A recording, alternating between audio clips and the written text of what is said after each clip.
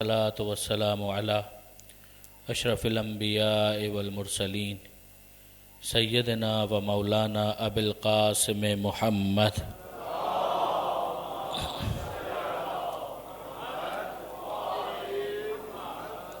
و اہل بیتہ الطیبین الطاہرین المعصومین المظلومین المنتجبین المنتخبین المیامین لا سیما علی الامام المنتظر والحجۃ الثانی عشر الذین اذهب اللہ عنہم الرجس وطہرہم تطہیرا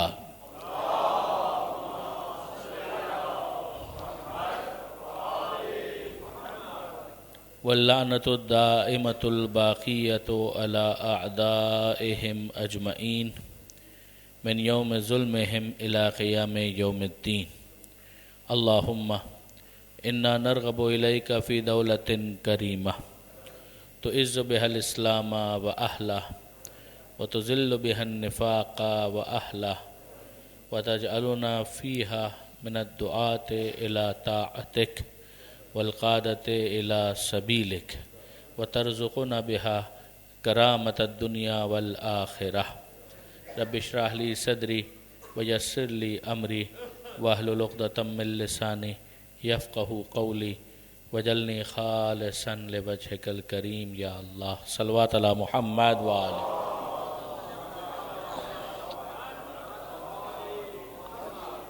اما بعد فقد قال اللہ سبحانہ وتعالی فی القرآن الحکیم بسم اللہ الرحمن الرحیم انا اعطیناک الکوثر فصل لربک وانحر ان شانئک هو الابتر صلوات علی محمد و آل محمد.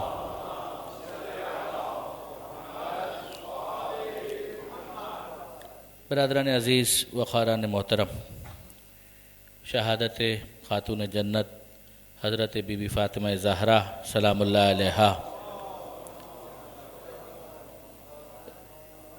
اس مناسبت سے منعقدہ مجالس کے سلسلے کے لیے سرنامہ کلام میں جس سورہ کی تلاوت کا شرف حاصل کیا گیا وہ آپ سب کے حافظے میں بہت اچھی طرح سے محفوظ ہے، جو سورہ کوثر کے نام سے ہمارے یہاں شہرت رکھتا ہے، اور پروردگار عالم نے اس میں اپنے حبیب کے اوپر عنایت خاص کا ذکر فرمایا ہے.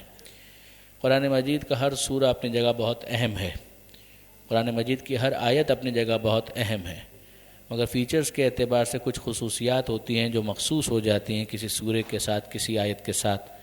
ہم جانتے ہیں کہ ہر آیت اپنی جگہ بہت زیادہ شان رکھتی ہے، اہمیت رکھتی ہے، مگر آیہ تطہیر کا اپنا مقام اور مرتبہ ہے، آیہ مباہلہ کا اپنا ایک سلسلہ ہے، آیہ ولایت کی اپنی ایک عظمت ہے، اور خاندان اہل بیت کے حوالے سے، خاندان اہل بیت کے تعارف کے حوالے سے ان آیتوں کا ایک خاص پس منظر بن جاتا ہے، اور وہ رخ جب ذہن میں آتا ہے تو یقیناً انسان اپنے فکر کے اندر ایک بالیدگی محسوس کرتا ہے. سورہ کوثر انہی سوروں میں شامل ہے کہ جس کے ذریعے سے پروردگار عالم نے آل محمد کا تعارف بھی کروایا ہے اور قرآن کے اعجاز ہونے کی ایک سند عطا کی ہے. دیکھیے قرآن مجید کے اندر بہرحال وہ آیتیں بھی ہیں کہ جو اگر آپ لینگتھ کے اعتبار سے دیکھیں تو طویل ترین آیت بھی کوئی نہ کوئی تو ہوگی. پروردگار عالم نے سورہ مبارک بقرہ کے اندر اس آیت کو رکھا ہے اذا تداینتم بدین والی آیت، کہ جو بہت طویل آیت ہے، پورا ایک صفحہ اسی آیت کے اوپر مشتمل ہے. پھر اس کے بعد ہم دیکھتے ہیں کہ ایک آیت ہے جو بہت مختصر ہے، انتہائی مختصر، جو سورہ رحمان کی آیت ہے مدہامتان، جہاں نعمات پروردگار عالم کا ذکر ہو رہا ہے، وہاں پر گویا ایک لفظ ہے کہ جس کو پروردگار نے ایک آیت بنا دیا. یہیں سے ہمیں یہ بات بھی سمجھ میں آتی ہے کہ جو آیتوں کا تعین ہے یہ توقیفی معاملہ ہے. جہاں پروردگار عالم نے مناسب سمجھا ایک لفظ کو آیت بنا دیا، اور جہاں پروردگار عالم نے مناسب سمجھا چند جملوں کو ملا کر ایک آیت قرار دیا. یعنی یہ کوئی ایسا ہارڈ اینڈ فاسٹ معاملہ نہیں ہے کہ جس کے اندر ہم یہ کہہ دیں کہ اگر جملہ مکمل ہو گیا تو آیت بھی مکمل ہو جائے گی، ایسا کوئی سلسلہ نہیں ہے. ہمیں نظر آتا ہے کہ کئی مرتبہ آیت مکمل ہو جاتی ہے بھی جملہ ناتمام ہوتا ہے، اور کئی مرتبہ ایک لفظ ہے اسی کو آیت قرار دے دیا گیا. تو یہ ہے نشانی ہے پروردگار عالم کی اس کتاب کے اندر. آیت کا مطلب ہی ہے نشانی. تب اسی کے اندر جب ہم سوروں کو دیکھتے ہیں تو ایک طویل ترین سورہ ہے قرآن مجید کا، 286 آیتیں اس کی، سورہ بقرہ، اور ایک انتہائی مختصر سورہ ہے جس کا نام ہے سورہ کوثر، انتہائی مختصر سورہ، 3 آیتوں پر مشتمل یہ سورہ ہے بسم اللہ کے علاوہ، کہ جس میں پروردگار عالم نے یہ اعلان کر دیا کہ انا آتینا کل کوثر، اے حبیب ہم نے آپ کو کوثر عطا کیا، فصل لربک وانحر، تو نعمت دینے کا ایک انداز، یہ رحمت خاص کا نزول ہے کہ جس کے بعد پھر پروردگار عالم کی طرف سے مطالبہ آتا ہے کہ اے حبیب جب ہم نے یہ دیا تو ہم آپ سے توقع کرتے ہیں کہ آپ اپنے رب کی نماز پڑھیں گے، وانحر، اور قربانی کے لیے بھی تیار ہو جائیں گے۔ اور پھر اس کے بعد جو آخری جملہ ہے وہ بڑا ڈیسائسو ہے، جو پہلی آیت کی تفسیر کرتا ہے کہ انا شانئک هو الابتر، کہ یقیناً جو آپ کا دشمن ہے وہ ابتر رہے گا، وہ بے نام و نشان رہے گا، آپ کی نسل قیامت تک باقی رہے گی۔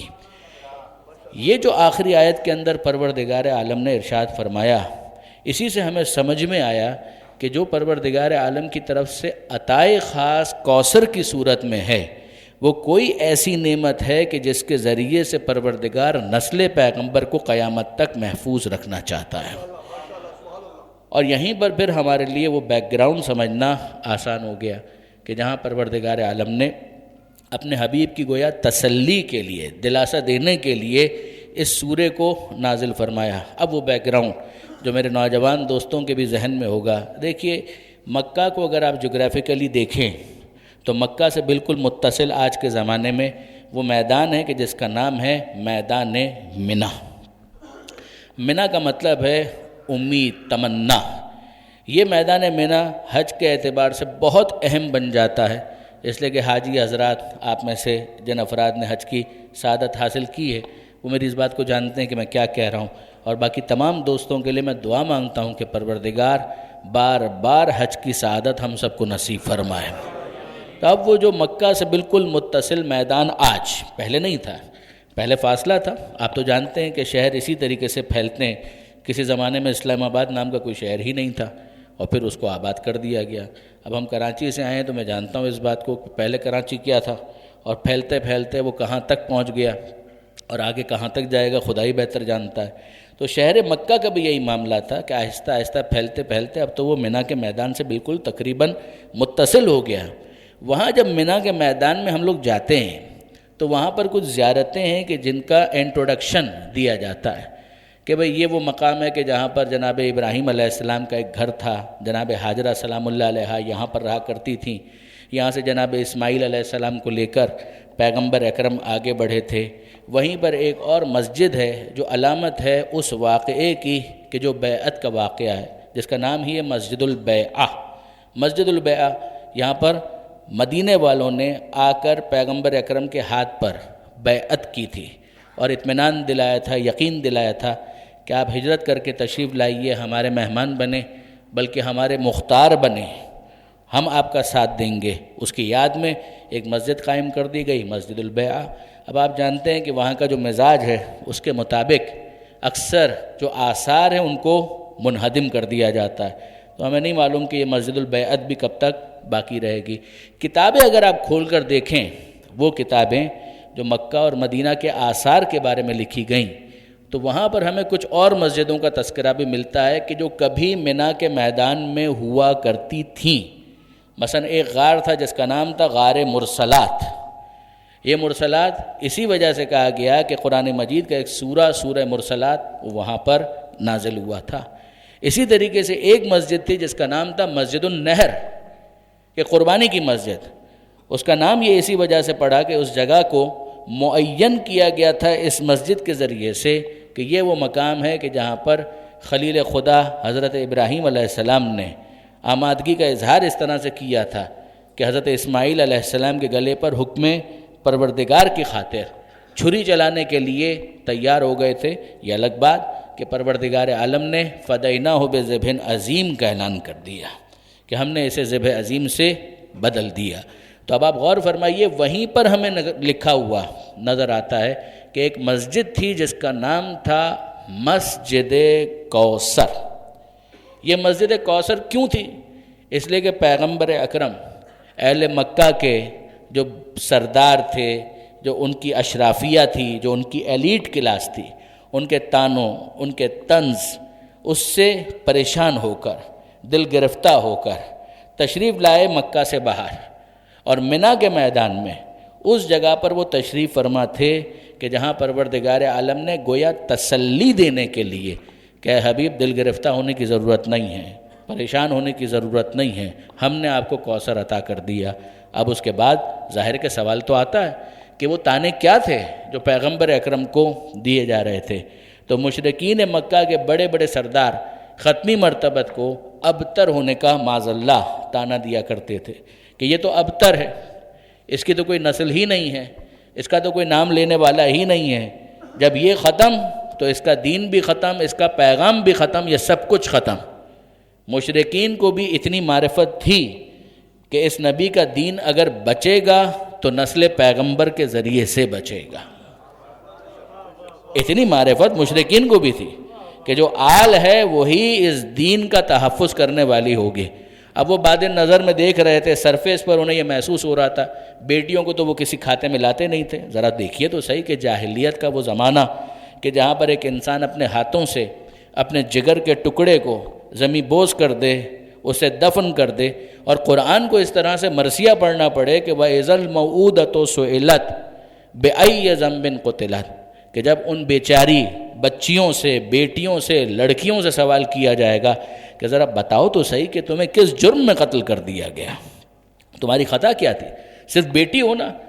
یہ اس معاشرے کا انداز، اور اس معاشرے کے اندر رسول کا کوئی بیٹا نہیں ہے، یا ہے تو اس کا انتقال ہو جاتا ہے۔ پیغمبر اکرم کے ایک فرزند قاسم، جن کی وجہ سے پیغمبر اکرم کی کنیت پڑی ابو القاسم، طیب، طاہر، یہ نام ملتے ہیں کہ پیغمبر اکرم کے فرزندان تھے، اور جو جنت المالا ہی کے اندر دفن ہوئے، جو مکہ معظمہ کا بہت ہی اہم قبرستان ہے کہ جہاں پر جناب خدیجہ دفن ہے، جناب ابو طالب دفن ہے، جناب عبد المطلب دفن ہے، یہ تمام حضرات وہیں پر مدفون ہیں، وہیں پر پیغمبر اکرم کے یہ بیٹے بھی دفن ہیں۔ معاشرہ وہ ہے کہ جہاں پر بیٹی کو کسی حساب میں نہیں لایا جاتا۔ پیغمبر اکرم کے پاس بیٹی ہے مگر وہ اسے آل ماننے کے لیے تیار نہیں ہے کہ اگر یہ نسل بیٹی کے ذریعے سے آگے بڑھی تو یہ نسل اس بیٹی کی تو ہو سکتی ہے، مگر اس کا محمد مصطفیٰ کی نسل سے اور آل سے کیا تعلق ہے؟ آپ غور فرمائیے، معاشرہ وہ کہ جہاں قرآن مجید کی تعبیر یہ ہے کہ اذا بشر احدهم بالانثى ظل وجهه مسودا، کہ جب ان میں سے کسی ایک کو یہ خبر دی جاتی کہ تمہارے ہاں بیٹی پیدا ہوئی ہے تو اس کا چہرہ سیاہ پڑ جاتا تھا، اس کے چہرے پر ہوائیاں اڑنے لگتی تھیں، تاریک سیاہ چہرہ، کہ یہ کیا مجھے خبر دے دی گئی، اور اسے یہ سمجھ نہیں آ رہا ہوتا تھا کہ کرنا کیا ہے، کیا اسے زندہ رہنے کا حق دیا جائے، ایمسکہ علی ہون ام یدسہ فی التراب، سورہ نحل قرآن مجید کا 16واں سورہ، کہ نہیں سمجھ میں آ رہا کہ کیا کرے، کیا اسے ذلت کے ساتھ زندہ رہنے کا حق دیا جائے یا اسے زمین کے حوالے کر دیا جائے، اسے مٹی کے حوالے کر دیا جائے، اسے زندہ دفن کر دیا جائے۔ یہ قرآن مجید کی تعبیر ہے، ہونن، اہانت کے ساتھ، توہین کے ساتھ، ذلت کے ساتھ، کہ اس کے ذریعے سے مجھے کوئی عزت نہیں ملنے والی۔ وہ معاشرہ، اس معاشرے کے اندر پیغمبر اکرم کے سارے بیٹے اس دنیا میں آتے ہیں، انتقال کر جاتے ہیں، کوئی باقی نہیں ہے۔ جناب ماریہ قبطیہ سے حضرت ابراہیم جو پیدا ہوئے وہ تو بہت بعد میں، مدنی زندگی کے اندر، ورنہ یہ جتنے بھی جناب خدیجہ کے ذریعے سے بچے بیٹے پیدا ہوئے وہ سب کے سب پہلے انتقال کر گئے۔ میرے نوجوان دوست یاد رکھیں کہ پیغمبر اکرم کی ازواج میں فقط 2 بیویاں ایسی ہیں کہ جن کو صاحب اولاد ہونے کا شرف حاصل ہوا، ایک جناب خدیجہ اور ایک جناب ماریہ قبطیہ۔ وہ جناب ابراہیم جو جناب ماریہ کے بطن سے پیدا ہوئے وہ بھی اپنے بچپن ہی کے اندر وفات پا گئے، مگر وہ تو بعد کا قضیہ ہے، پہلے تو یہ والا معاملہ ہے۔ ایسے میں پیغمبر اکرم کو ٹونٹ کیا جا رہا ہے، پیغمبر اکرم کو طنز کا نشانہ بنایا جا رہا ہے، پیغمبر اکرم کے اوپر تانے کسے جا رہے ہیں، ابتر، یہ ابتر آ گیا، یہ ابتر آ گیا۔ اس موقع پر پیغمبر اکرم دل گرفتہ ہو کر اس جگہ پر آئے جو منا کا میدان، اور وہاں پر ایک جگہ پر پیغمبر اکرم گویا تشریف فرما تھے کہ تسلی کے لیے پروردگار کی طرف سے ان آیتوں کو نازل کیا گیا جسے ہم سورہ کوثر کے نام سے جانتے ہیں۔ اے حبیب انا آتیناک الکوثر، آپ کیوں دل گرفتہ ہوتے ہیں؟ ہم نے تو آپ کو زہرا کی صورت میں کوثر عطا کر دیا۔ یہ ان کی بے معرفتی ہے، یہ ان کا نہ پہچاننا. انہیں کیا معلوم کہ منصوبہ پروردگار کیا ہے. یہ اگر خوش ہوتے ہیں یہ کہہ کر کہ آپ ابتر ہیں ابتر ہیں ابتر ہیں، تو ان کو کہنے دیجئے. ہمارا جواب سنیے کہ ہم نے آپ کو فاطمہ زہرا کی صورت میں کوثر عطا کر دیا، خیر کثیر، کوثر کثرت، ہم نے آپ کو کوثر عطا کر دیا. اور آخری جملہ کہ اِنَّ شَانِئَکَ هُوَ الْأَبْتَرُ، یہ آپ کے جو دشمن ہیں یہ ابتر رہیں گے، ان کا نام و نشان مٹ جائے گا. بیٹوں کے ہونے کے باوجود ان کی نسل کا پتہ نہیں چلے گا. آپ کی بیٹی کی نسل اتنی بابرکت ہوگی کہ قیامت آ جائے گی، نسل زہرا ختم نہیں ہوگی.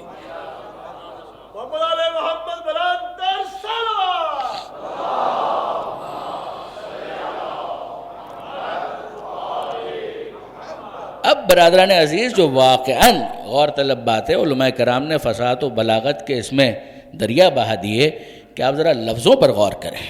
شہزادی کی زندگی کو دیکھیں، لفظوں کو دیکھیں، مراد پروردگار کو سمجھیں کہ پروردگار عالم کہنا کیا چاہ رہا ہے، سمجھانا کیا چاہ رہا ہے. پروردگار کی طرف سے ہی بھئی نعمتیں ہیں، نعمات پروردگار کی طرف سے ہے. جتنی نعمتیں، منعم وہ ہے، نعمت دینے والا وہ ہے، عطا کرنے والا وہ ہے. تو وہ نعمت دینے والا ہے اور اس کا اعلان کیا ہے؟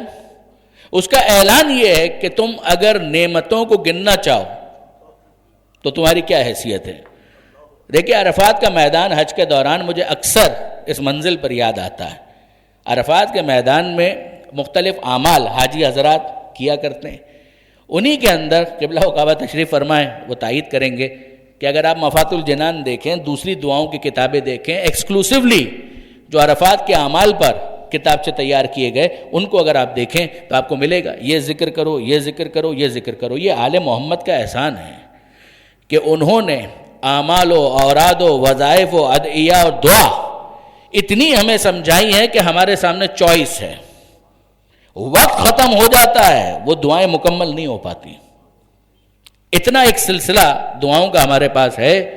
یہ دعائیہ لٹریچر، اس کی بڑی اہمیت ہے کہ مخلوق اپنے خالق سے راز و نیاز کرے تو کس طرح، اپنے خالق کو پکارے تو کس طرح سے پروردگار عالم کو رات کی تاریکی میں پکارا جائے، دن کی روشنی میں پکارا جائے، نماز کے بعد پکارا جائے، شب جمعہ پکارا جائے، جمعہ کے دن پکارا جائے. ماہ رمضان میں انداز کیا ہونا چاہیے، رجب میں طریقہ کار کیا ہونا چاہیے، شعبان. یہ اتنا دعائیہ لٹریچر یہ ہم تک پہنچا کس کے ذریعے سے؟ محمد و آل محمد کے ذریعے سے. یقین جانیے، جب خدا کو پکارنے کا معاملہ ہے، ایک طالب علم کی حیثیت سے یہ بات کہہ رہا ہوں، یعنی اس کو کسی اور بات پر محمول مت کیجیے گا، مگر ایک طالب علم کی حیثیت سے میرا کام یہی ہے کہ ہم تقابل ادیان بھی کریں، دیکھیں کہ دیگر ادیان کی کیا تعلیمات ہیں، وہاں پر کیا چیز سکھائی گئی ہے. یقین جانیے برادران عزیز، تھوڑا بہت کتابوں کو ہم نے بھی دیکھا ہے، مگر آپ اطمینان رکھیے، آل محمد کے ذریعے سے جو دعاؤں کا ذخیرہ آپ کے پاس پہنچا ہے، دوسرے کسی مذہب اور دوسرے کسی مسلک کے پاس عشر عشیر بھی اس کا موجود نہیں ہے. آپ دعائے کمیل کا کیا تقابل کریں گے؟ آپ دعائے عرفہ امام حسین کا کیا تقابل کریں گے؟ آپ دعائے مشلول کو کس طریقے سے کمپیر کریں گے؟ یہ وہ تحفے ہیں جو پروردگار نے محمد و آل محمد کے ذریعے ہم تک پہنچائیں. یقین جانیے کہ خدا کی بارگاہ میں عرض ادب کا طریقہ وہی بتا سکتا ہے جو وہاں سے آیا ہو. جو وہاں سے آیا ہے اسے پروٹوکول کا پتہ ہے کہ کیسے خدا کو پکارنا ہے، کیسے خدا کو مخاطب کرنا ہے. تو میں عرض یہ کر رہا تھا کہ میدان عرفات نعمات، پروردگار عالم نے کیا کیا نعمتیں دی ہیں. کچھ دیر کے لیے انسان کو یہ کہا جاتا ہے، حاجی سے یہ کہا جاتا ہے کہ ساری چیزیں روک دیں، سب چھوڑ دیں، بس سر جھکا کر بیٹھ جائیے اور گننے کی کوشش کریں کہ خدا نے کیا کیا نعمتیں دی ہیں. ایک ایکسرسائز ہے کہ جو میدان عرفات میں حاجی احرام پہن کر بیٹھا ہے، گردن جھکا کر اعمال ہو رہے تھے، سسپینڈ کر دیے گئے 2 منٹ 3 منٹ 4 منٹ 5 منٹ. کہ اب ذرا غور کرو اور گننے کی کوشش کرو کہ کیا تمہیں خدا نے کوئی نعمت دی ہے یا کوئی نعمت دی ہی نہیں ہے. یہ ابتدا بے ساکن نہیں ہے، زیرو سے شروع نہیں ہو رہا معاملہ. نعمتیں اتنی ہیں کہ انسان ان کو شمار نہیں کر سکتا. یہ بات نہج البلاغہ میں بھی مولا نے سمجھائی، قرآن کے اندر پروردگار عالم نے کہی، اور اس کے علاوہ شکر نعمت کے حوالے سے یہ چیز سمجھائی گئی. شکر نعمت کے حوالے سے چوتھے امام کا بھی جملہ ہے, حضرت موسیٰ پیغمبر کا بھی یہ جملہ آپ کو ملے گا تقریباً اسی انداز کا کہ اے پروردگار کیف لی بتحصیل الشکر, کہ اے پروردگار نعمت کا شکر ادا ہوتا ہے, میں تیری نعمت کا شکر کیسے ادا کروں, کیسے ادا کروں. اس لیے کہ کلما قلت لک الحمد, جب کبھی بھی میں تیرا شکر ادا کرتے ہوئے الحمدللہ کہتا ہوں تو یہ ادائیگی شکر کی توفیق بھی تو ایک نعمت ہے. توجہ کیجئے گا کہ یہ ادائیگی شکر کی توفیق یہ بھی تو ایک نعمت ہے. تو جیسے ہی میں تیرا شکر ادا کرتا ہوں یہ توفیق ادائیگی شکر نعمت بن کر ایک اور شکریہ کی طلبگار بن جاتی ہے. وجب علی ذالک ان اقول لک الحمد, مجھ پر واجب ہو جاتا ہے کہ پھر میں کہوں تیری بارگاہ میں کہ تیرا شکر ہے, تیرے لیے ہی تعریف ہے. آپ نے غور فرمایا برادران عزیز, میں عرض کر رہا تھا موسیٰ پیغمبر کا وہ جملہ بھی سنیے اور پھر اس کے بعد میں اس کو لنک کروں. حضرت موسیٰ علیہ السلام گئے, یہ تفسیر نمونہ کے اندر سورہ ابراہیم کی وہ آیت کہ جہاں پروردگار نے کہا کہ لئن شکرتم لازیدنکم, کہ اگر تم میرا شکر ادا کرو گے تو میں یقیناً اس میں اضافہ کر دوں گا. یقیناً یقیناً یقیناً, اس لیے کہ ایک کلمے کے اندر 3 تاکیدات ہیں. لام تاکید ایک انٹینسیفائر ہے عربی کے اعتبار سے, اور پھر نون تاکید ثقیلہ ازیدنکم, یہ ڈبل انٹینسیفائر کا فائدہ دیتا ہے, جس کے نتیجے میں 3 تاکیدات ایک کلمے کے اندر کہ اگر تم میرا شکر ادا کرو یقیناً یقیناً یقیناً, شیورلی, سرٹینلی, آف کورس یہی ہوگا کہ میں نعمتوں میں اضافہ کر دوں گا. وَلَئِن كَفَرْتُمْ, لیکن اگر تم نے کفران نعمت کیا تو اب انداز بدل گیا, وارننگ ہے. یہ کہا گیا ان عذابی لشدید, کہ میرا عذاب بہت شدید ہے. یہ نہیں کہا گیا کہ یقیناً یقیناً یقیناً میں تم پر عذاب کروں گا. وہاں پر بھی جب شکر کے نتیجے میں نعمت کی زیادتی کا معاملہ تھا تو تاکید کا انداز الگ تھا, وارننگ کے لیے جب الفاظ استعمال کیے تو انداز الگ تھا. یہ خود لطف پروردگار, یہ خود کرم پروردگار کہ سبقت رحمتہ علی غضبہ, اس کی رحمت اس کے غضب پر سبقت رکھتی ہے. وہاں پر صاحب تفسیر نمونہ جناب آیت اللہ ناصر مکارم شیرازی نے یہ حضرت موسیٰ علیہ السلام کی مناجات نقل کی کہ جب وہ گئے کوہ طور پر تو پروردگار عالم نے یہ کہا کہ اے موسیٰ میرا شکر ادا کرو, اور ایسے شکر ادا کرو کہ حق کے شکر ادا ہو جائے. دیکھیے برادران عزیز, شکر کا مطالبہ تو سمجھ میں آتا ہے کہ انسان دل میں احساس کر لے کہ نعمت اس کی طرف سے, زبان سے اعلان کر دے شکرن للہ اور الحمدللہ, یہ بھی سمجھ میں آتا ہے, مگر عملی طور پر اس نعمت کو وہاں استعمال کرے کہ جہاں پر خدا اس نعمت کو استعمال ہوتے ہوئے دیکھنا چاہتا ہے, یہ بھی ٹھیک ہے. یہ 3 مراحل بیان کیے گئے, مگر مطالبہ بہت سخت ہے موسیٰ علیہ السلام سے کہ اے موسیٰ میرا شکر ادا کرو, صرف شکر نہیں حق کے شکر ادا کرو. موسیٰ علیہ السلام کا جواب کیا ہے؟ موسیٰ علیہ السلام کچھ دیر کے لیے رکتے ہیں اور پھر اس کے بعد کہتے ہیں اے پروردگار نہیں ہو سکتا, حق کے شکر ادا نہیں ہو سکتا. میں کچھ بھی کر لوں حق کے شکر کہاں سے ادا ہوگا, اس لیے کہ تیرا شکر ادا کروں. پھر وہی جملہ کہ یہ توفیق شکر تقاضا کرتی ہے کہ پھر تیرا شکر ادا کیا جائے. تو مالک میں کچھ بھی کر لوں شکر ادا ہو سکتا ہے, حق کے شکر ادا نہیں ہو سکتا. اب جملہ سنیے کہ پروردگار عالم کی طرف سے جواب آیا, موسیٰ حق کے شکر ادا ہو گیا. جب تم نے یہ سمجھ لیا کہ حق کے شکر ادا نہیں ہو سکتا, میں اسی کو حق کے شکر مان کر قبول کر لوں گا. وہ قدردان ہے اپنے بندوں کا, وہ اپنے بندوں کا قدردان ہے, وہ محبت کرنے والا ہے, وہ مہربانی کرنے والا ہے. جب تم نے یہ جان لیا کہ حق کے شکر ادا نہیں ہو سکتا, اسی وقت میں مان لوں گا کہ حق کے شکر ادا ہو گیا. نعمتیں اتنی ہیں, اتنی نعمتیں, یہی تو گزارش کرنا تھا کہ آپ ذرا غور کیجئے, اتنی نعمتیں ہیں, ہر شکریہ کے ساتھ انسان احساس نعمتیں مزید کرتا ہے کہ یہ ایک اور نعمت آ گئی, ایک اور نعمت آ گئی. تو ہم گن سکتے ہیں, چاہے وہ عرفات کے میدان میں ٹھہر کر گننے والا حاجی ہو یا یہاں اس امام بارگاہ کے اندر میں آپ کے ساتھ یہ ایکسرسائز کرواؤں، ہم کہاں گن سکتے ہیں؟ خود پروردگار عالم نے کہا کہ ان تعدوا نعمت اللہ لا تحصوها، اگر تم اللہ کی نعمتوں کو گننا چاہو تھک جاؤ گے، نعمتیں گن نہیں سکو گے۔ تو اب میں عرض کیا کرنا چاہ رہا ہوں؟ میں صرف اتنا پوچھنا چاہ رہا ہوں کہ جب اتنی نعمتیں ہیں تو مجھے بتائیے یہ کثیر ہیں یا قلیل ہیں؟ یہ کثیر ہیں یا قلیل ہیں؟ دیکھیں کثیر اور قلیل ہونا تو ریلیٹو ٹرم ہے نا، جب آپ کمپیئر کرتے ہیں تب آپ کہتے ہیں کثیر ہے قلیل ہے، یہی ہوتا ہے۔ مگر ایک تاثر جو ذہن کے اندر آتا ہے، میں آپ سے سوال کرتا ہوں، جب پروردگار عالم اس طرح سے خود کہہ رہا کہ ان تعدوا نعمت اللہ لا تحصوها، اگر تم اللہ کی نعمتوں کو گننا چاہو تم گن نہیں سکتے، جو شمار نہ ہو سکے وہ قلیل ہے یا کثیر ہے؟ وہ کثیر ہے۔ اور اب خدا کا تبصرہ سنیے، دیکھنے کا انداز بدل جائے تو تبصرہ بدل جاتا ہے۔ ایک اعلان کرنا اس طرح سے ہے کہ تم نعمتیں گننا چاہو گن نہیں سکتے، اور اب تبصرہ سنیے، پروردگار فرماتا ہے قل، اے حبیب ان سے کہہ دیجئے، متاع الدنیا قلیل، دنیا کی نعمتیں، دنیا کی متاع کثیر نہیں ہے، نگاہ قدرت میں قلیل ہے۔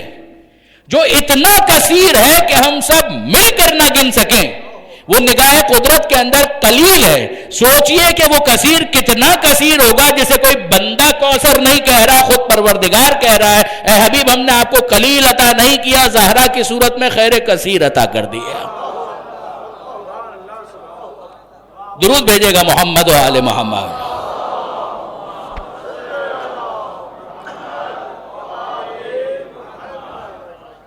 ہم نے آپ کو قلیل عطا نہیں کیا ہے، ہم نے آپ کو خیر کثیر عطا کر دیا، کوثر عطا کیا ہے۔ زہرا کو پہچانو کہ زہرا کیا ہے، ہم نے آپ کو کوثر عطا کر دیا۔ عجیب بات یہ ہے برادران عزیز، اب دیکھیے رخ تو بدلتے ہیں کہ اب یہ جو کوثر پروردگار عالم نے عطا کر دیا، اعطینا، انداز تو اب دیکھیے، اعطینا، ہم نے آپ کو عطا کر دیا، یہ عطائے پروردگار ہے۔ کوثر، فاطمہ زہرا، یہ ہم نے آپ کو عطا کر دیا۔ اب اس کا نتیجہ یہ ہے جو آخری آیت میں آیا کہ ان شانئک هو الابتر، یقیناً جو آپ کا دشمن ہے وہ بے اولاد رہے گا، بے نسل رہے گا، اس کا نام و نشان مٹ جائے گا، یہ نسل زہرا نسل محمد بن کر قیامت تک باقی رہے گی۔ دیکھیے برادران عزیز، ایک لفظ میں نے استعمال کیا تھا قرآن مجید کے معجزہ ہونے کی سند۔ قرآن مجید کے اعجاز ہونے کے بہت سے رخ ہیں۔ جناب آیت اللہ خوئی مرحوم، ان کی کتاب البیان فی تفسیر القرآن، اس کے اندر ایک پوری بحث فلسفہ معجزہ کے بارے میں کہ معجزہ کیا ہوتا ہے، قرآن کیسے معجزہ ہے، مختلف اس کے رخ ہیں جو اس کے اندر انہوں نے ڈسکس کیے۔ اس کا اس حصے کو الگ سے بھی شائع کیا گیا، پڑھنے والی کتاب ہے، اور واقعاً وہ تمام رخ اس قابل ہیں کہ انسان اس پر توجہ کریں۔ فصاحت، بلاغت، بہت سارے ایسے انکشافات جو انسان نے اسباب ظاہری سے بعد میں ان چیزوں کو دریافت کیا اور کشف کیا، جب قرآن پہلے بیان کر رہا ہے تو سورس کیا ہے، ایک انداز ہے قرآن مجید کے اعجاز پر گفتگو کا۔ اب اس کے بعد ذرا آئیے پیشن گوئیاں، بہت ساری پیشن گوئیاں ہیں جو قرآن مجید نے کی ہیں۔ دیکھیے جس موقع پر دعویٰ کیا جائے تو اس دعوے کے صحیح یا غلط ہونے کے لیے انتظار کرنا پڑتا ہے کہ یہ دعویٰ صحیح بھی ہے یا غلط ہے۔ میں جو کہہ رہا ہوں کہ یہ قرآن مجید کے معجزہ ہونے پر ایک دلیل بن گیا یہ سورہ اور جناب سیدہ کے ذریعے سے، یہ کیا مطلب ہے اس کا؟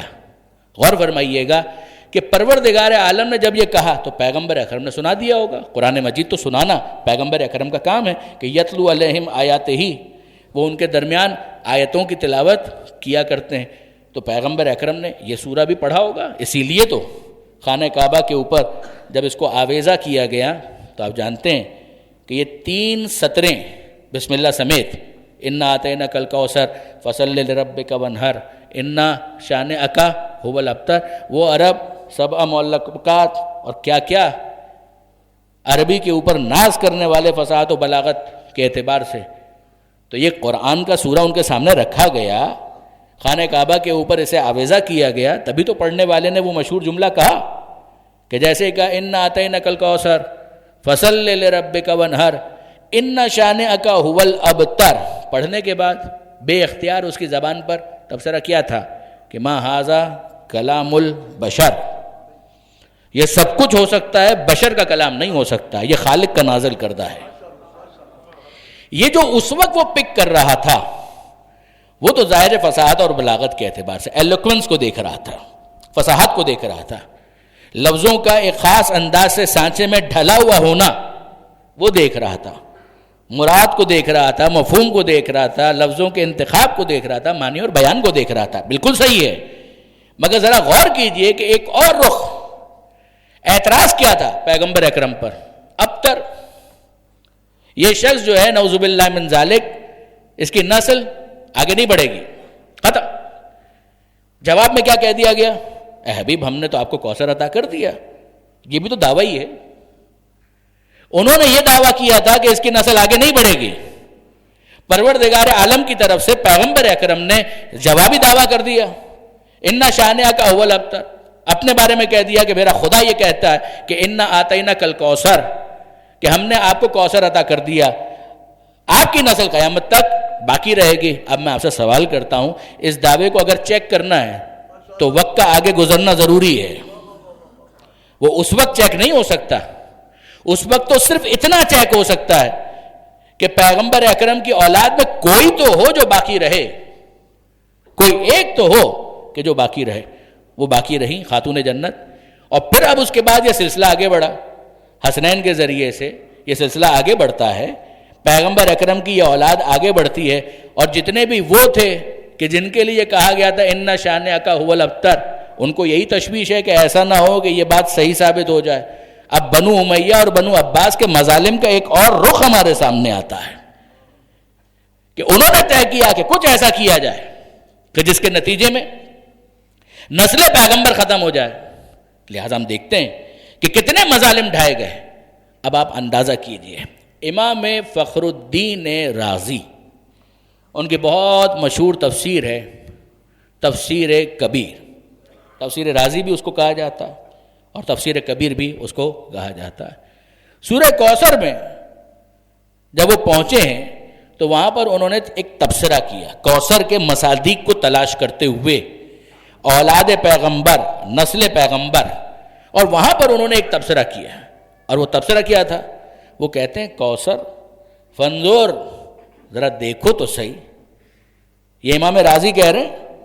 امام رازی جن کے بارے میں غالباً مولانا اظہر حسن زیدی صاحب کا جملہ ہے کہ وہ کہا کرتے تھے کہ امام رازی آل محمد کے فضائل پر اتنی جلدی راضی نہیں ہوا کرتے.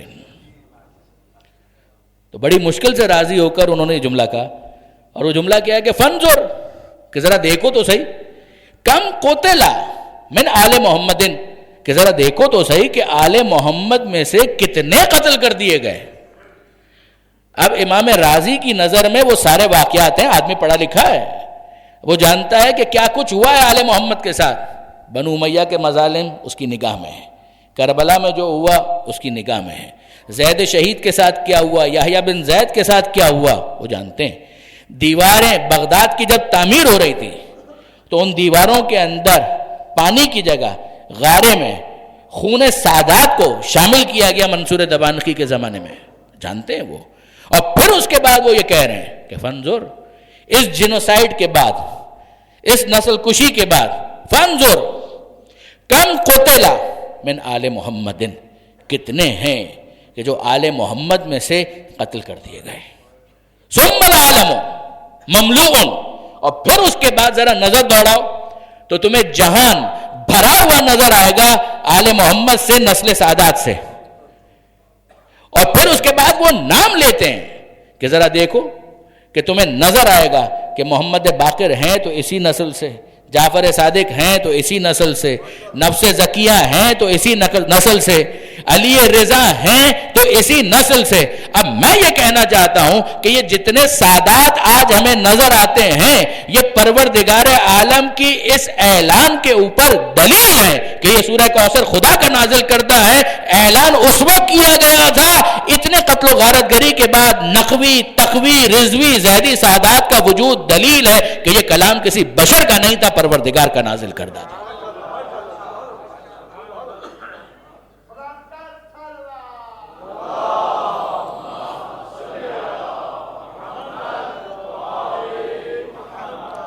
برادران عزیز یقین جانیے کہ یہ وہ رخ ہے کہ جس کے اوپر غور کرنے کی ضرورت ہے کہ پروردگار اس طرح سے کہہ رہا ہے، مگر اس کو جسٹیفائی کرنے کے لیے، اسیس کرنے کے لیے وقت کے گزرنے کی ضرورت ہے۔ اور اس وقت امام راضی یہ جملہ کہہ رہے، اس کے بعد تو مظالم کا پورا ایک سلسلہ تھا، جاری و ساری رہا۔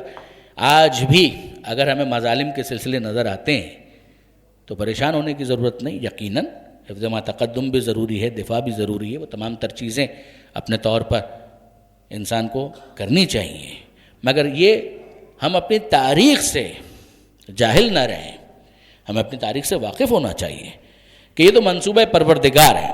اب آئیے ذرا دیکھیے ایک دوسرے رخ کی طرف، یہ سورہ کوثر ہے، سورہ قدر، کیا اس کا بھی خاتون جنت حضرت بی بی فاطمہ زہرا سلام اللہ علیہا کے ساتھ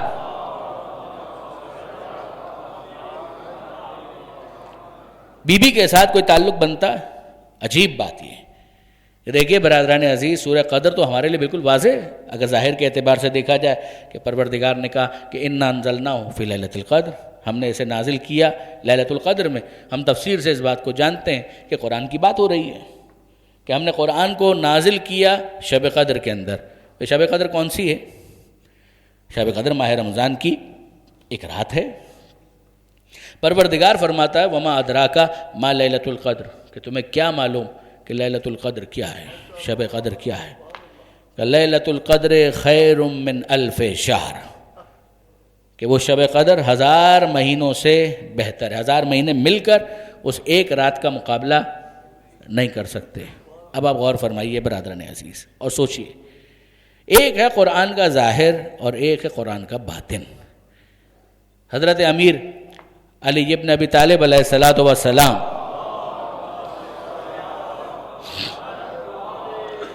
مولا کا یہ تبصرہ ہے کہ ظاہرہ انیق و باطنہ عمیق، قرآن مجید کا جو ظاہر ہے وہ خوشنما خوبصورت، اور جو باطن ہے اس کے اندر بہت عمق ہے، بہت ڈیپتھ ہے، بہت گہرائی ہے۔ جیسے آپ کے سامنے بہت ساری چیزیں اپیرنٹلی ایک اس کی اپیرنس تو ہے، اس کا ایک شیپ ہے، مگر اس کا جو باطن ہے، جو اس کی گہرائی ہے، اس ڈیپتھ کو تو وہ جانے گا جو اس کا ماہر ہو۔ سادی سی بات یہ ہے کہ آپ کو دیوار نظر آتی ہے، دیوار بھی کہاں نظر آتی ہے؟ دیوار کا رنگ نظر آتا ہے، مگر اندر کیا ہے؟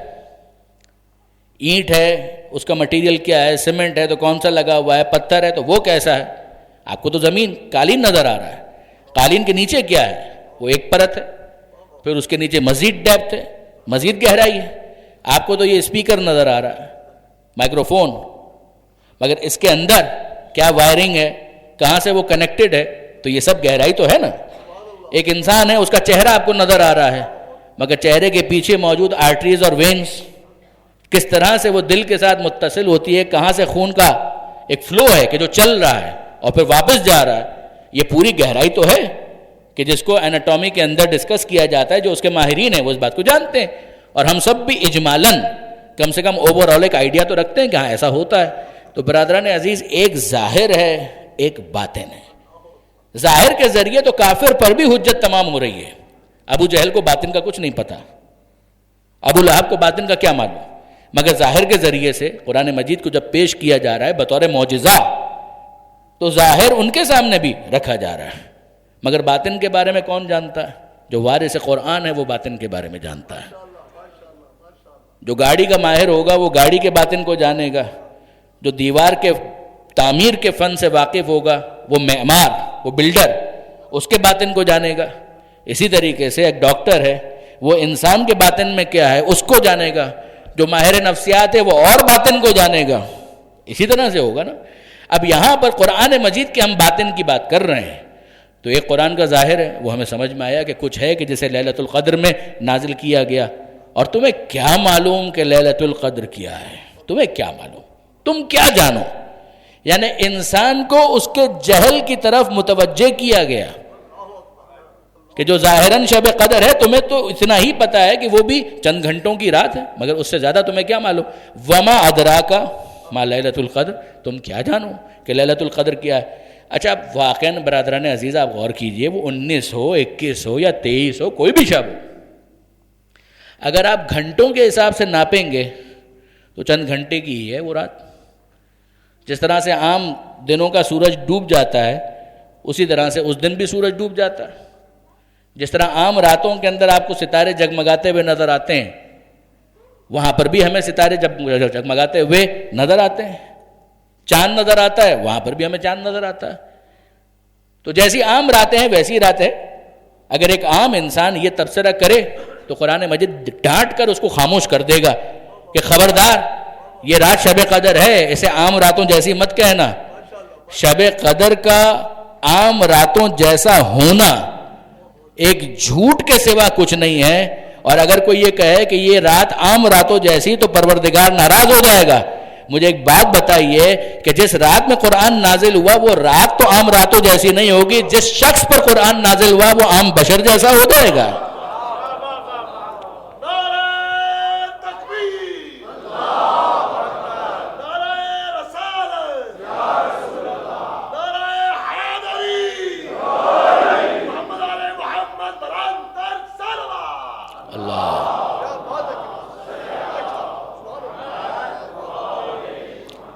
غور طلب بات تو ہے. اب آئیے باطن کی طرف. ہمارے پاس روایات کے اندر احادیث کے اندر چھٹے امام سے یہ حدیث موجود ہے. واپس وہی بزرگ مجھے یاد آئے صاحب تفسیر نمونہ جناب آیت اللہ ناصر مکارم شیرازی. انہوں نے خاتون جنت کے اوپر ایک کتاب لکھی جو اردو میں ترجمہ بھی ہوئی اور وہاں پر انہوں نے بجائے مقدمہ ایک حدیث تحریر فرمائی. اور وہ کیا ہے؟ وہ اسی انا انزلناہ فی لیلۃ القدر کا باطن ہے. کہ معصوم نے کیا فرمایا کہ چھٹے امام فرماتے ہیں، تفسیر عیاشی کے اندر بھی ہے، بحر الانوار کے اندر بھی ہے کہ چھٹے امام نے وارث قرآن بتائے گا کہ اس کا باطن کیا ہے. نہ آپ کو یہ حق ہے نہ مجھے یہ حق. یہ ظاہر کی بات نہیں، یہ باطن کی بات ہے کہ امام فرماتے ہیں کہ لیلۃ القدر یا فاطمہ، کہ یہ شب قدر اس کا ایک مصداق، اس کا ایک باطن خود فاطمہ زہرا. یہ چھٹے امام کہہ رہے ہیں. عجیب بات لگتی ہے نا. میں عرض کر رہا ہوں کہ وہاں پر انہوں نے بہت خوبصورت تجزیہ اور تحلیل کیا. جناب سیدہ پر جو کتاب لکھی مقدمے کی جگہ لکھا بجائے مقدمہ، اور پھر وہاں پر اس حدیث کو لکھا کہ امام یہ کہتے ہیں کہ شب قدر فاطمہ زہرا ہیں. اب اس کے بعد ہمیں سمجھ میں آتا ہے برادران عزیز، غور کیجئے گا کہ پروردگار فرماتا ہے وما ادراک ما لیلۃ القدر، تمہیں کیا معلوم کہ لیلۃ القدر کیا ہے؟ تمہیں کیا معلوم کہ فاطمہ زہرا کیا ہے؟ تمہیں کیا معلوم کہ فاطمہ زہرا کیا ہے؟ بس شب قدر جس طرح سے پوشیدہ ہے اسی طرح سے فاطمہ زہرا بھی پوشیدہ ہے. جس طرح سے شب قدر کے بارے میں احتمال ہے کہ شب قدر 19 بھی ہو سکتی ہے، 21 بھی ہو سکتی ہے، 23 بھی ہو سکتی ہے. کیا عجیب اتفاق ہے کہ بی بی کی قبر کے بارے میں بھی 3 ہی احتمال ہیں کہ یا شہزادی اپنے حجرے میں دفن ہے یا جنت کے اس ٹکڑے میں دفن ہے جس کو مدینہ منورہ کے اندر روضۃ من ریاض الجنہ کہا جاتا ہے، اور یہاں پہ جنت البقیع کے اندر دفن ہے. 3 احتمال وہاں شب قدر کے بارے میں، 3 احتمال یہاں شہزادی کے بارے میں. پروردگار فرماتا ہے تمہیں کیا معلوم کہ لیلۃ القدر کیا ہے؟ تمہیں کیا معلوم کہ فاطمہ زہرا کیا ہے؟ بس اتنا سمجھو کہ یہ چند گھنٹوں کی رات، اسے گھنٹوں میں ناپنا تمہاری غلطی ہوگی. تمہیں مختصر نظر آ رہی ہے یہ رات، مگر اثر کے اعتبار سے خیر من الف شہر، 1000 مہینے مل کر اس ایک رات کا مقابلہ نہیں کر سکتے. اب جناب سیدہ کی زندگی 18 برس، انتہائی مختصر. عام خواتین کی جتنی ایج ہوتی ہے ایوریج اوسطاً اتنی بھی نہیں ہے. برادران اہل سنت کے یہاں قول 28 برس کا ہے، وہ بھی اگر آپ لے لیں تو جوانی. انتہائی مختصر زندگی. مگر پروردگار عالم گویا متوجہ کر رہا ہے رات کو گھنٹوں میں اگر تم نے ناپا تو تم شب قدر کو نہیں پہچان سکو گے، اور سیدہ کی زندگی کو سالوں میں اگر تم نے ناپا تو زہرا کو نہیں پہچان سکو گے. خیر من الف شہر، وہ رات چند گھنٹوں کی ہونے کے بعد 1000 مہینوں سے بہتر ہے. 1000 مہینے مل کر اس ایک رات کا مقابلہ نہیں کر سکتے. اسی طرح 18 سال یا 28 سال زندگی مختصر ہے، مگر تمہیں کیا معلوم کہ زہرا کیا ہے؟ 1000 سال کی منحوس زندگیاں اس ایک مختصر بابرکت زندگی کا مقابلہ نہیں کر سکتی. اب اس کے بعد یہ ہمیں پھر سمجھ میں آتا ہے کہ انا آتینا کل کوثر کا مطلب کیا ہے. کہ حبیب ہم نے آپ کو خلیل عطا نہیں کیا ہے، ہم نے آپ کو کوثر عطا کیا ہے، خیر کثیر عطا کیا ہے کہ یہ نگاہ قدرت میں ہے کہ زندگی سالوں کے اعتبار سے مختصر ہو مگر امپیکٹ کے اعتبار سے، اثر کے اعتبار سے وہ اثر کتنا زیادہ ہے کہ ہزاروں مہینے، ہزاروں زندگیاں مل کر ایک زندگانی زہرا کا مقابلہ نہیں کر سکتے۔ بس برادران عزیز، میں آپ سے گزارش کرتا ہوں کہ اب اس مرحلے پر اس بات پر غور کریں کہ جسے پروردگار عالم نے اس طرح سے کوثر قرار دیا ہو، جسے پروردگار نے اس طرح سے لیلۃ القدر قرار دیا ہو، لیلۃ القدر کا مصداق قرار دیا ہو، کیا زہرا کے ساتھ وہی ہونا چاہیے تھا جو ہوا؟ انسان واقعاً کانپ جاتا ہے، تڑپ جاتا ہے کہ کیا ہونا چاہیے تھا اور کیا ہو گیا۔ وہ جس کا تعارف پروردگار اس طرح سے کروا رہا ہے، وہ جو پیغمبر اکرم کے لیے بضعۃ منی کے منزل پر ہے، جو پیغمبر اکرم کے لیے ٹکڑا ہے، پیغمبر اکرم کے لیے پارہ دل، پارہ جگر ہے، اس کی یہ کیفیت ہے، عجیب بات ہے۔ دیکھیے برادران عزیز، میں کیا آپ کی خدمت میں عرض کروں، آپ علماء کرام سے سنتے ہیں یہ تو ذکر ایسا ہے کہ جسے جتنا کیا جائے کم ہے، مگر ذرا غور کیجئے کہ نبی کی بیٹی ہے، ایک بیٹی ہے، اور وصیت اس کی کیا ہے؟ اس کی وصیت یہ ہے کہ میرے جنازے میں جنہوں نے مجھے اذیت پہنچائی ہے انہیں شرکت کی اجازت نہیں ہے۔ یہ فاطمہ زہرا کا بہت بڑا احتجاج ہے، سیاسی احتجاج ہے کہ دنیا یاد رکھے کیا وجہ ہے، کیا ایسا ہو گیا فاطمہ زہرا کے ساتھ کہ جناب سیدہ اس طرح سے احتجاج کر رہی ہیں۔ بہت عجیب معاملہ ہے۔ کیا وجہ ہے کہ ایک بیٹی نبی کی، جس موقع پر پیغمبر اکرم اس دنیا سے گئے، جو اختلاف تھا وہ تو پہلے تھا مگر اب تو طے ہے ہر ایک کے نزد، ایک بیٹی ہے پیغمبر اکرم کی۔ یہاں پیغمبر اکرم کی آنکھ بند ہوتی ہے، چند دن گزرتے ہیں اور پیغمبر اکرم کی وہ بیٹی اس دنیا سے چلی جاتی ہے، اور اس کی قبر کے بارے میں اتنے احتمالات کیوں؟ ہونا تو یہ چاہیے تھا کہ سب کو پتا ہوتا کہ فاطمہ زہرا کی قبر کہاں ہے، مگر علی شب کی تاریکی میں دفن کرتے ہیں، پتہ بھی نہ چل سکے کہ فاطمہ زہرا کہاں پر ہے، کہاں پر ان کو دفن کیا گیا۔ عجیب ہے، عجیب انداز احتجاج ہے، عجیب انداز محرک کو متوجہ کرنے کے لیے کہ وہ یاد رکھے کہ وہ زمانہ کسی اعتبار سے آئیڈیل زمانہ نہیں تھا، کسی اعتبار سے اسے بہترین زمانہ نہیں کہا جا سکتا، جس جگہ پر نبی کی بیٹی اپنے حق سے محروم کر دی جائے، جہاں نبی کی بیٹی فریاد کرتی ہوئی اس دنیا سے چلی جائے۔ آپ مجھے بتائیے کہ اس زمانے کو کیسے بہترین کہا جا سکتا ہے؟ اس زمانے کی بدقسمتی کے لیے بہت کافی ہے کہ شہر مدینہ کی گلیوں میں فاطمہ زہرا کی صدائیں بلند ہیں۔ میں آپ کی خدمت میں عرض کروں برادران عزیز، علی جیسا فاتح خیبر برداشت نہیں کر سکا۔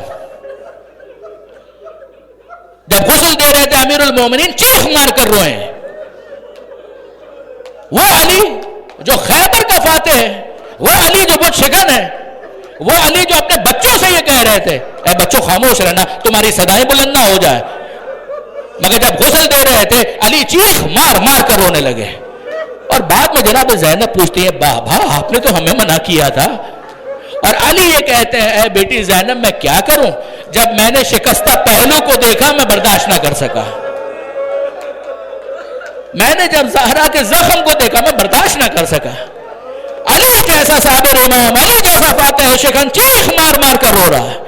اور اب اس کے بعد جب علی جناب سیدہ کو دفن کر رہے تھے، بحر الانوار کے اندر بھی ہے، نہج البلاغہ میں بھی تھوڑے فرق کے ساتھ ہے، امیر المومنین کی کیا کیفیت ہے، جب جناب سیدہ کو دفن کیا ہے تو علی یہ کہتے ہیں زہرا کو دفن کرنے کے بعد اب نہ یہ زمین مجھے اچھی لگ رہی ہے،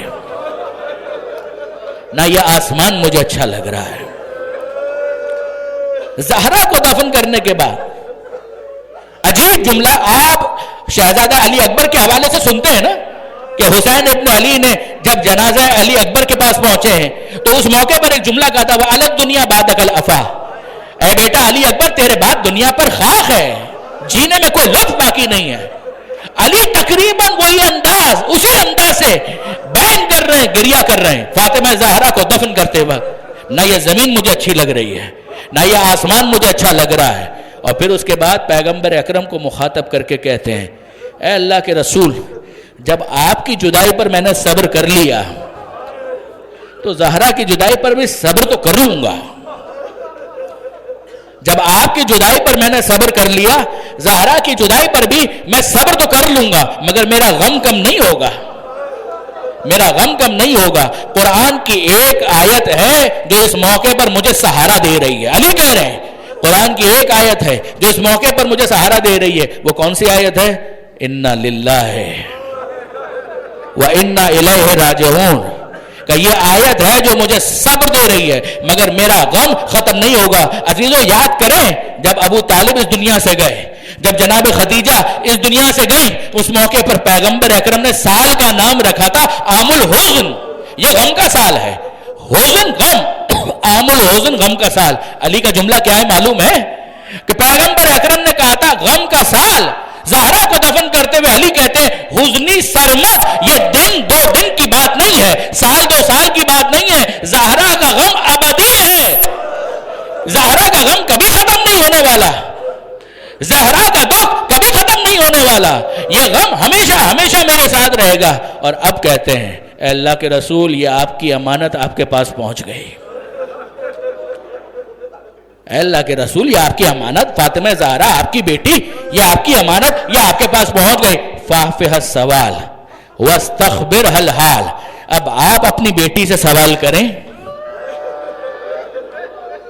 آپ اپنی بیٹی سے حال دریافت کریں تو آپ کی بیٹی بتائے گی یہ تو باپ اور بیٹی کا معاملہ ہے۔ علی گویا یہ کہنا چاہ رہے ہیں اے اللہ کے رسول پورا تو مجھے بھی نہیں بتایا کہ زہرا کے دل پر کیا گزر گئی، اب یہ آپ کی بیٹی آپ کی امانت آپ کے پاس ہے، آپ اپنی زہرا سے سوال کریں، زہرا آپ کو بتائے گی اس امت نے آپ کے بعد آپ کی بیٹی پر کیا مظالم ڈھائے ہیں۔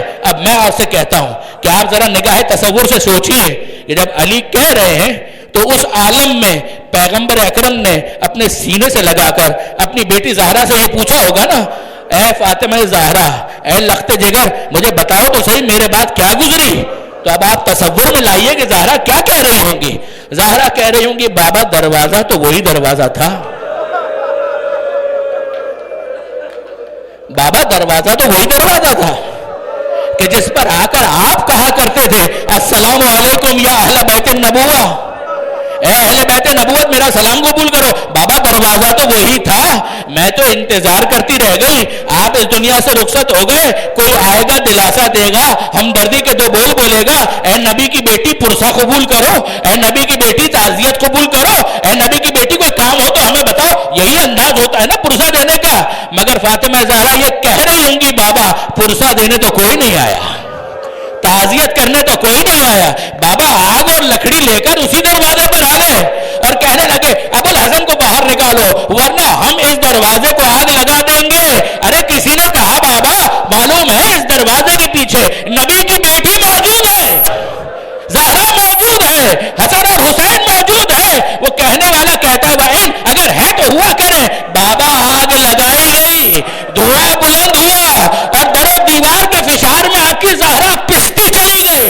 بابا بس اتنا سمجھیے کہ میں نے کہا یا فضا خزینی، اے فضا مجھے سنبھال، میرا محسن شہید ہو گیا۔ بس بابا اتنا سن لیجئے، مدینے کی گلیاں تھی، میں آپ کو یاد کرتی رہ گئی، صبت علیہ مصائب لو انہا صبت علیہ مسن لیالیا۔ اے بابا آپ کے بعد اتنے مصائب آئے آپ کی زہرا پر، اگر گرم دنوں پر آتے وہ تاریک راتوں میں تبدیل۔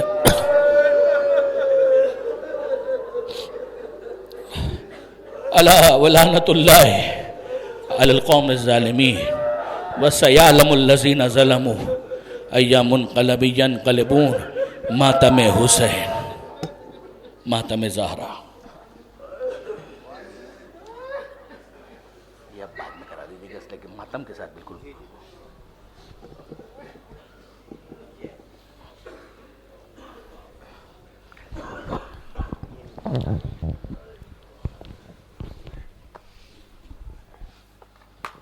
یا زہرا یا زہرا یا زہرا یا زہرا یا زہرا یا زہرا یا زہرا یا زہرا یا زہرا یا زہرا یا زہرا یا زہرا یا زہرا یا زہرا یا زہرا یا زہرا.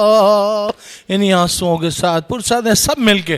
یا زہرا یا زہرا یا زہرا یا زہرا یا زہرا یا زہرا یا زہرا یا زہرا.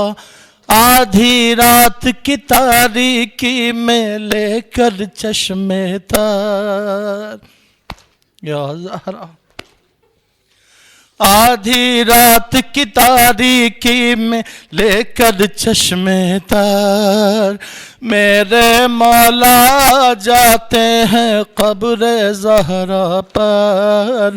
ہائے کرب امام زمانہ قبر زہرا پر یا زہرا.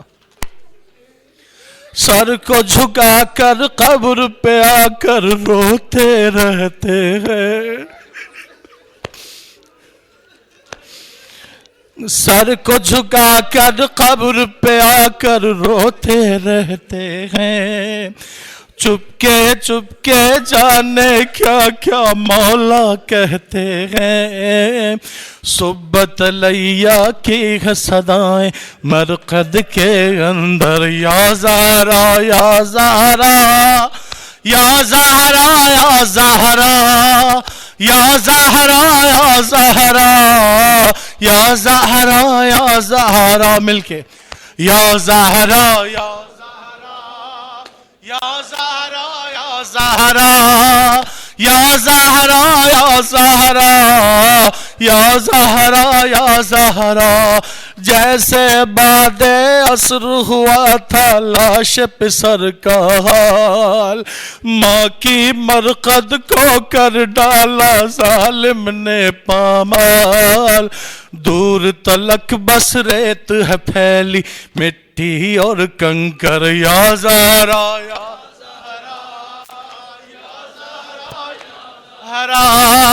یا زہرا یا زہرا یا زہرا یا زہرا یا زہرا یا زہرا یا زہرا یا زہرا یا زہرا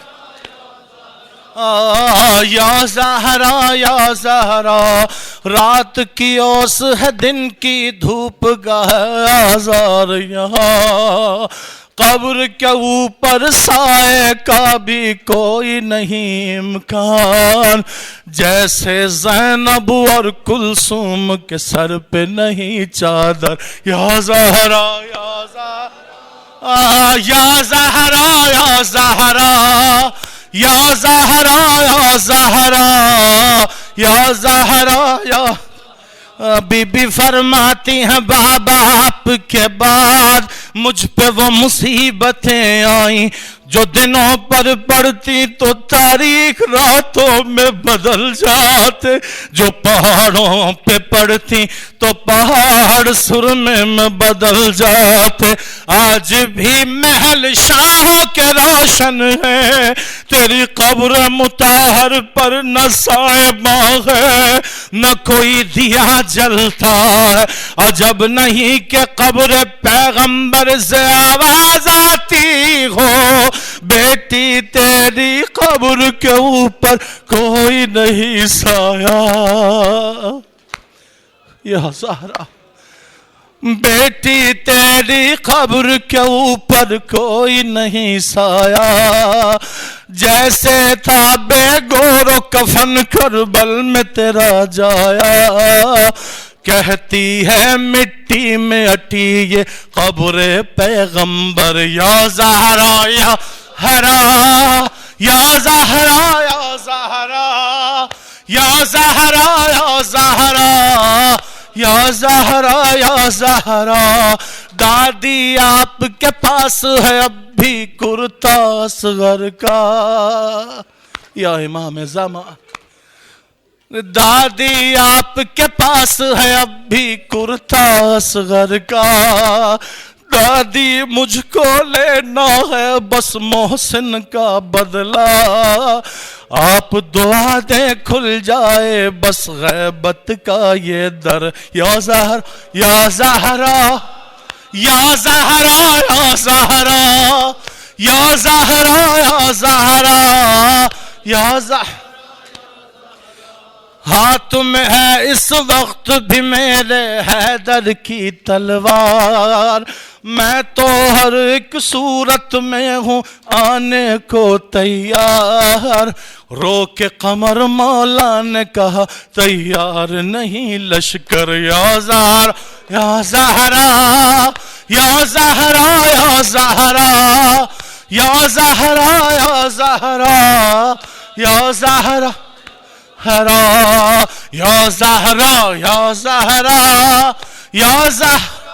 زہرا یا زہرا یا زہرا یا زہرا یا زہرا یا زہرا یا زہرا یا زہرا یا زہرا یا زہرا یا زہرا یا روشن تیری تربت پہ کسی شب میں دیا ہو، یا زہرا یا زہرا یا زہرا۔ عزیزان پرصدے مل کے حلقہ بنائیں، ماتم کریں، خدا آپ سب کی عزاداری کو قبول کریں۔ بی بی سیدہ کی شہادت کے ایام ہیں، بس عزیزان جس حد تک پرسہ پیش کر سکتے ہیں رسول خدا کو پیش کریں، ماتم کریں، امام زمان کو یاد کریں اور دل کھول کے ماتم کریں۔ یا زہرا یا زہرا یا زہرا یا زہرا یا زہرا یا زہرا یا زہرا یا زہرا یا زہرا یا زہرا یا زہرا یا زہرا یا زہرا یا زہرا روشن تیری تربت پہ کسی شب میں دیا ہو، پہلو میں تیرا لال کھڑا محو دعا ہو، یا زہرا یا ماشاءاللہ یا زہرا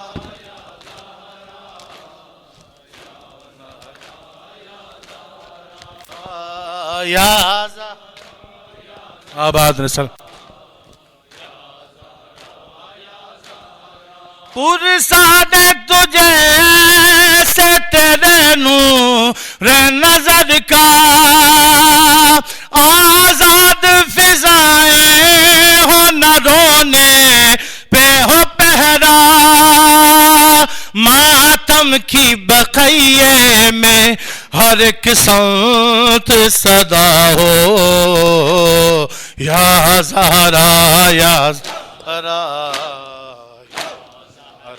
یا زہرا یا زہرا یا آباد رہو، یا زہرا یا زہرا یا زہرا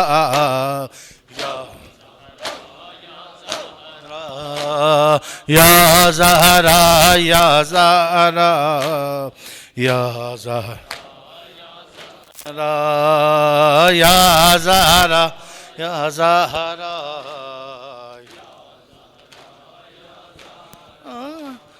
پرساد تجھے ایسے تیرے نور نظر کا آزاد فضائیں ہو نہ دھونے پہ ہو پہرا، ماتم کی بقیے میں ہر ایک سمت صدا ہو، یا زہرا یا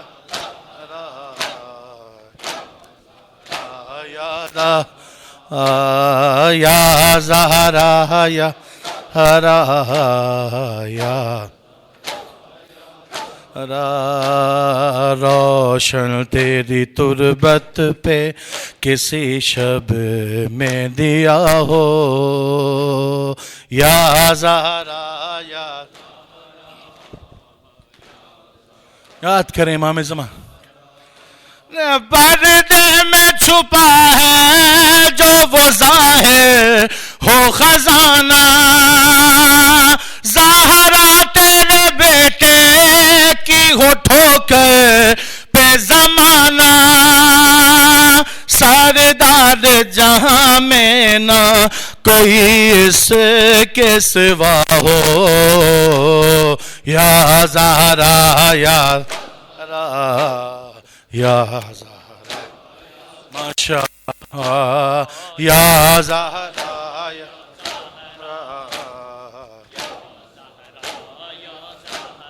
پہلو میں تیرا لال کھڑا محو دعا ہو، یا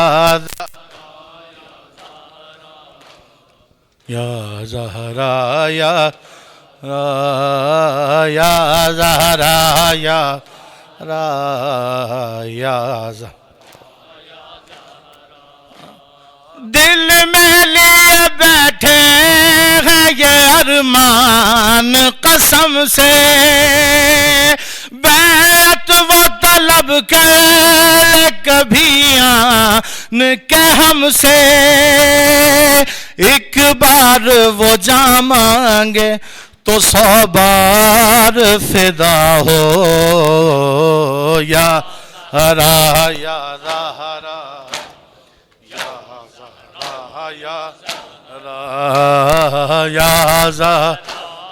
زہرا یا زہرا، پہلو میں تیرا لال کھڑا محو دعا ہو، یا زہرا یا زہرا، دعا کریں مولا امام زمان کے لیے، یا ہم سے زیادہ بی بی سیدہ کو امام کے ظہور کا انتظار ہے، زہرا ہاتھوں میں جو شمشیر علی اپنے اٹھائے، دیوار سے کعبے کی وہ جب ٹیک لگائے، لگتا ہو علی جیسے کہ کعبے میں کھڑا ہو، یا زہرا یا زہرا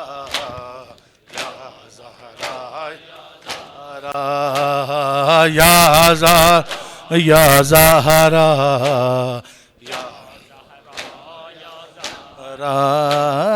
پہلو میں تیرا لال کھڑا محو دعا ہو، یا زہرا یا جلد بدلہ لیا جائے، اس کا جلد بدلہ لیا جائے انشاءاللہ۔ مولا امام زمان تشریف لائیں اور ماحول کیا ہو عزیزان، غاصب تیرے حق کے سبھی ایک ساتھ بندھے ہوں، قاتل تیرے بیٹوں کے بھی خنجر کے تلے ہوں، مہدی کا مدینے میں یوں دربار سجا ہو، یا زہرا یا زہرا یا زہرا یا زہرا یا زہرا زہرا یا زہرا یا زہرا، یا جنہوں نے امام سجاد کو خون رلایا ہے شام کے بازار میں، یا زہرا یا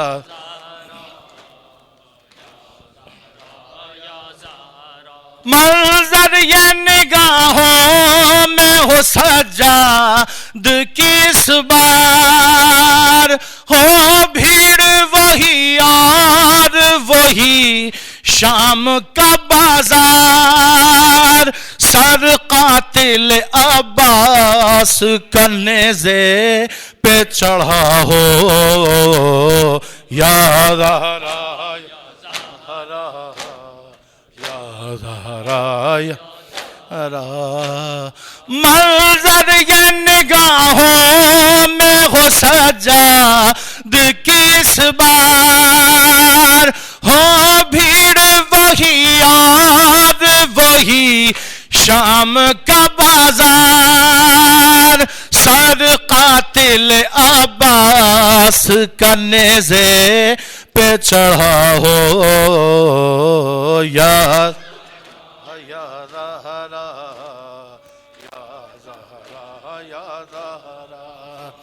یا زہرا یا زہرا، اور دعا کریں کبھی ماحول ایسا بھی ہو اعلان ولایت ہو سرعام جہاں میں، اور شام و سحر نام علی گونجے اذاں میں، پرچم تیرے عباس کا کعبے پہ لگا ہو یا زہرا یا زہرا یا زہرا یا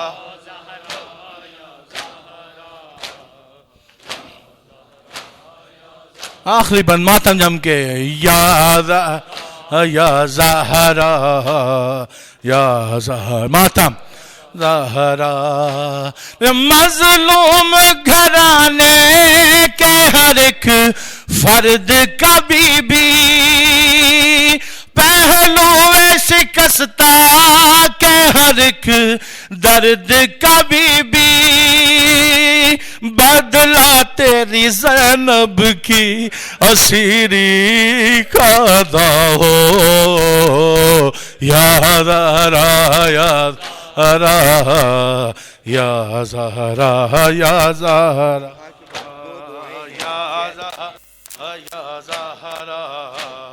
یا زہرا۔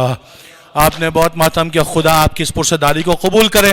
مل کے امام زمان کو یاد کریں گے، اللہ جال اللہ جال یا امام زمانہ، اللہ جال اللہ جال اللہ جال یا امام زمانہ، اللہ جال گر ہو میری حیات میرے اختیار میں، صدیاں گزار دوں گا تیرے انتظار میں، مولا اب آپ پردہ غیبت اٹھائیے، 2 دن تو زندگی کے گزاروں بہار میں، اللہ جال اللہ جال یا اللہ جال۔ عزیزان یقین جانے امام زمان جتنا ہمیں انتظار ہے، بی بی سیدہ سلام اللہ علیہ کو ہم سے زیادہ انتظار ہے۔ دعا کریں دل کی گہرائیوں کے ساتھ کہ مولا کا ظہور ہو، اور دعا کریں بس ایک بار دیکھ لوں روضہ حسین کا، پھر موت آ بھی جائے تو ہوگا نہ ذرا، خاک شفا سے خاک میری اے خدا ملا، رجعت کریں گے سارے عزادار کربلا، مل جائے ایک قبر جو قرب و جوار میں، صدیاں گزار دوں گا تیرے انتظار میں، اللہ جال اللہ جال سب مل کے یا امام زمانہ، اللہ جال در پر تمہارے ہوتے ہیں ہر روز معجزے، کتنے امیر ہو گئے اس در کی بھی کسے، سب اپنے اپنے حصے کی خیرات لے گئے، ذکر امام عصر میں حصہ قمر ملے، میں مطمئن ہوں میں بھی کھڑا ہوں قطار میں، صدیاں گزار دوں گا تیرے انتظار میں، سب مل کے اللہ جال اللہ جال یا امام اللہ جال بلند اللہ جال اللہ جال یا امام زمانہ، اللہ اللهم كن لوليك الحجة ابن الحسن المهدي صلواتك وسلامك عليه وعلى آبائه الطاهرين في هذا الزاد وفي كل ساعة. سب مل کے وليا وحافظا وقائدا وناصرا ودليلا وعينا حتى تسكنه أرضك توا وتمتعه فيها وطويلا برحمتك يا أرحم الراحمين. مل کے بابا دے بلند صلوات. عزیزان گرامی سلامت رہیں آباد ہیں. اس سے پہلے کہ آپ کو زیارت کی طرف متوجہ کیا جائے میں آپ حضرات سے درخواست کروں گا کہ حیا زہرا گردے کی تکلیف میں مبتلا ہیں, کنیز فاطمہ بھی بیمار ہے شدید علین ہے, اور دیگر بیماروں کی صحت و سلامتی کے لیے ایک بار مل کے بصدائے